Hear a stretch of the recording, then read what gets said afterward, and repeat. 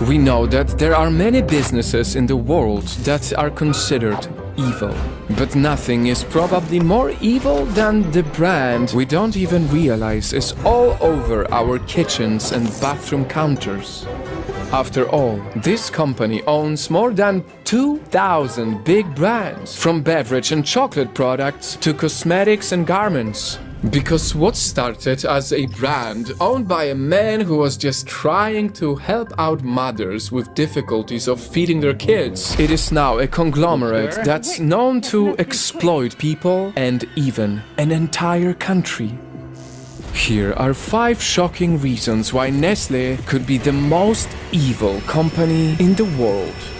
Reason number 1. It fooled mothers to stop breastfeeding their babies. In the mid-1800s in Switzerland, pharmacist and businessman Henry Nestle saw a rise in deaths among infants due to malnutrition because they had trouble breastfeeding. Concerned by this, he created the first ever baby formula to help mothers and babies. He succeeded and helped a lot of mothers, but he had no idea how high the demand for the product would be. So, by 1867, Henry officially started the brand Nestle and mass-produced the breast milk substitute made of cow's milk, wheat and sugar. During this time, he created different kinds of milk products and partnered with a chocolatier to create the first ever milk chocolate. The brand became so successful that Henry couldn't keep up with the stress of running such a big business. I mean, the guy was quite old by the time it became so big. So eventually, he retired and sold the company. With new owners merged with other smaller and competing companies that it acquired, the Nestle Group was formed and expanded all over the world. It created many more products like coffee and instant and canned goods, which brought in so much wealth and power over the next few decades for the company. And unfortunately, from such a wholesome brand, that is when things began to take a dark turn. In the 1970s, sales of baby formula had been slowing down, so the evil Nestle had to do something. And they did something. They found a questionable solution.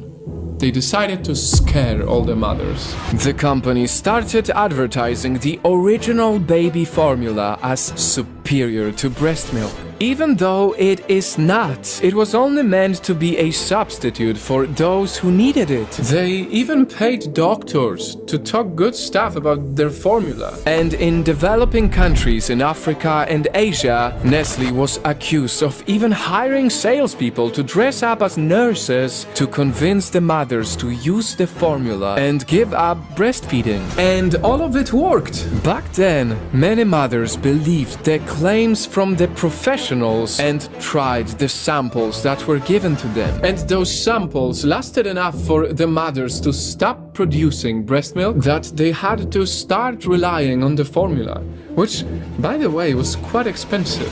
Imagine not really needing it, but the company selling the product created the need. That is brilliant marketing, but it's also very evil. And believe it or not, this aggressive marketing made many babies malnourished, leaving them with a higher risk of infection and even death. Crazy stuff. What was once a product to save babies' lives became a product that was dubbed by the media as the baby killer. Protests against the use of the formula began, which forced the World Health Organization to pass an international code of marketing of breast milk substitute in 1981. Nestle backtracked and started mentioning in their ads that breast milk cannot be replaced. Okay, but we're only warming up now. Let's move to the reason number 2, shall we? Its cocoa plantations are involved in child labor and slavery. In the early 2000s, along with other chocolate companies, Nestle was accused of using child labor in the plantations where they get their cocoa. There was even a documentary in 2010 showing that some of these babies were kidnapped and brought to the plantations where they were beaten to force them to work. Nestle promised to get rid of this problem and create products through their slave-free program. They are so nice, aren't they? But at the same time, there is no real proof that they've actually done it. In fact, a 2020 investigation discovered that children as young as 8 years old were picking coffee on the farms of one of Nestle's suppliers. It was reported that some of these kids were working on our sweet products 6 days a week, 8 hours a day, with dangerous conditions that no kids should ever work in. The children were found to carry sacks of beans weighing up to 100 pounds.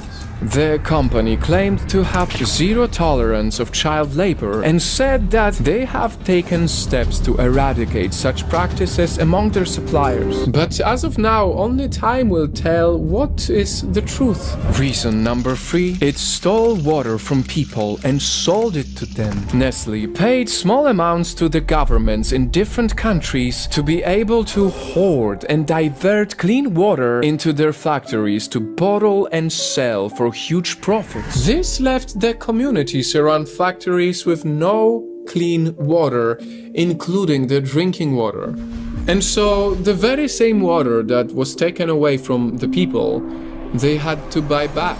Because the only other choice would be to drink dirty, unsafe water, which actually happened in Pakistan.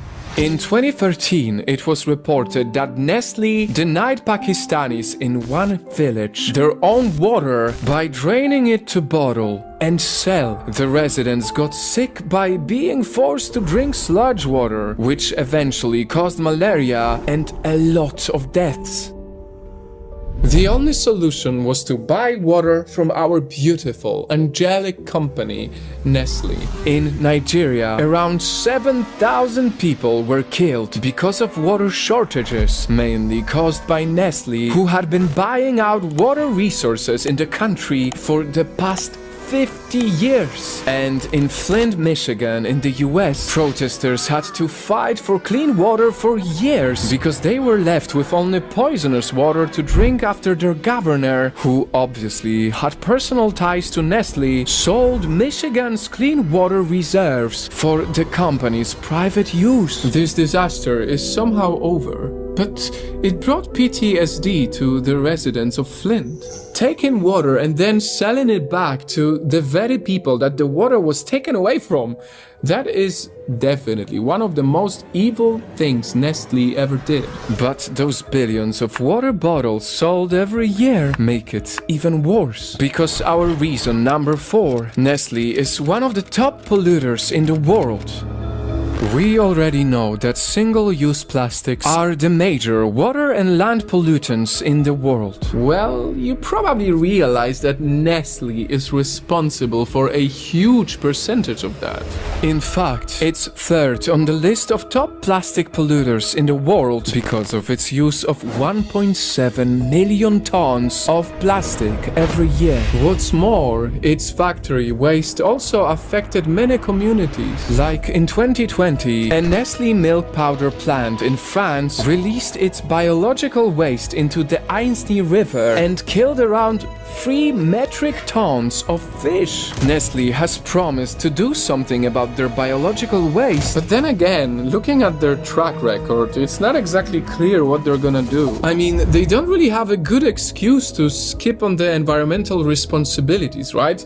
We all know their products. I mean, I just found out that even this t-shirt is owned by Nestle, this company. They own a big chunk of the world and they obviously make tons of money with it. Billions of dollars. Which is why the last reason why Nestle is evil really confused a lot of people. Reason number 5. It forced one of the poorest countries to pay them millions of dollars due to a technicality.